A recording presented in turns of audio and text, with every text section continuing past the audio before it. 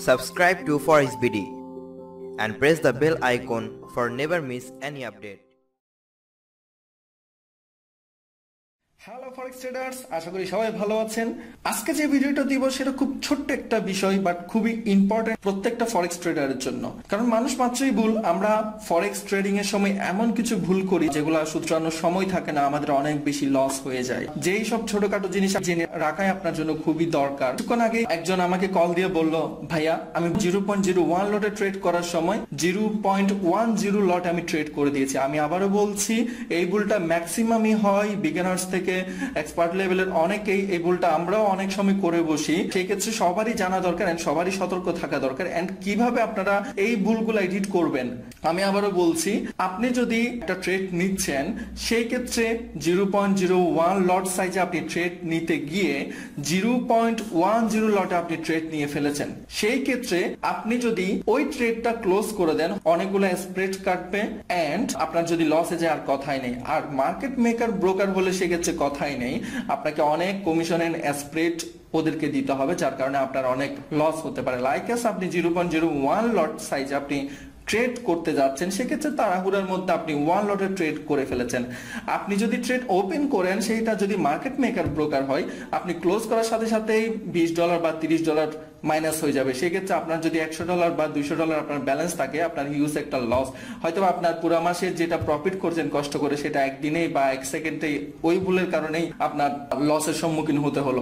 সেই ক্ষেত্রে কিভাবে আপনি ট্রেডটা ক্লোজ না করে এডিট করবেন? যদি আপনি এডিট করেন সেই ক্ষেত্রে আপনার বড় লসটা হচ্ছে না। তো আপনি যে লট সাইজে কমিয়ে আনতে চাচ্ছেন ট্রেডটা, সেই লট সাইজে কমিয়ে আনতে পারবেন। চলুন আজকে তাহলে এই ছোট্ট বিষয়টা শিখে নিন।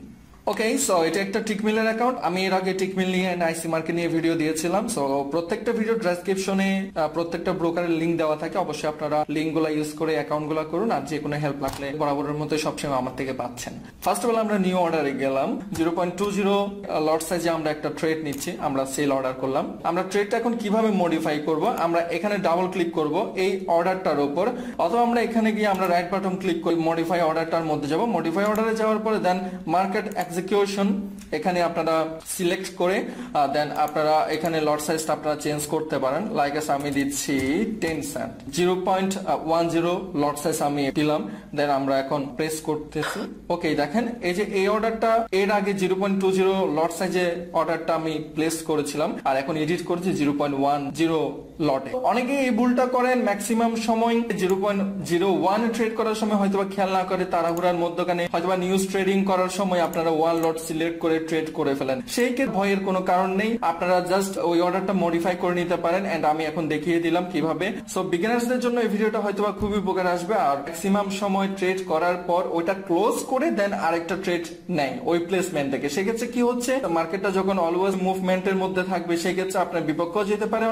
অনেক সময় আপনার যে প্লেস আপনি ট্রেড করতে চেয়েছেন ওই প্লেসমেন্টটা ক্রস করে চলে গেল। সো ওই ক্ষেত্রে আপনি আর ট্রেড নিতে পারছেন না, আপনার উল্টা লস হয়ে গেল। যে অর্ডারটা আপনি 0.01 বা 0.10 দিয়ে ট্রেড করার কথা, সেটা বেশি লট সাইজে হওয়ার কারণে ওটা আপনি ক্লোজ করতে গিয়ে লস করলেন, যার কারণে একসাথে দুইটাই অপশন হারালেন। ফার্স্ট অফ অল আপনার লসও হলো এন্ড আপনার যেখান থেকে আপনি ট্রেড করতে চেয়েছেন সেই প্লেসমেন্টটা আর পাচ্ছেন না। সো অনেক সময় নিউজ টাইম থাকার কারণে তাড়াহুড়া করে ট্রেড করতে গিয়ে এই ভুলগুলা করে থাকে সবাই। সো আমি বলবো এখন থেকে দুশ্চিন্তার কিছু নেই, এবং কি অবশ্যই এই ট্রেড গুলা ক্লোজ করবেন না, জাস্ট মডিফাই করে নেন, তাহলে বড় কোনো লসের সম্মুখীন হচ্ছেন না। কারণ হচ্ছে অনেকেই মার্কেট মেকার বলেন বা বিভিন্ন এসটিপি ব্রোকারে কাজ করছেন, যাদের ওখানে অনেক বেশি স্প্রেড নেয়। আপনি যদি 1 লটে একটা ট্রেড নেন, সেই ক্ষেত্রে মিনিমাম $20 আপনার থেকে কমিশন, সেই ক্ষেত্রে $20 অথবা $25 অথবা $30 আপনার থেকে কমিশন ক্লোজ করার সময় নিয়ে নেবে। এই ছোটখাটো বিষয়টা হয়তো আপনাদের খুব উপকারে আসবে।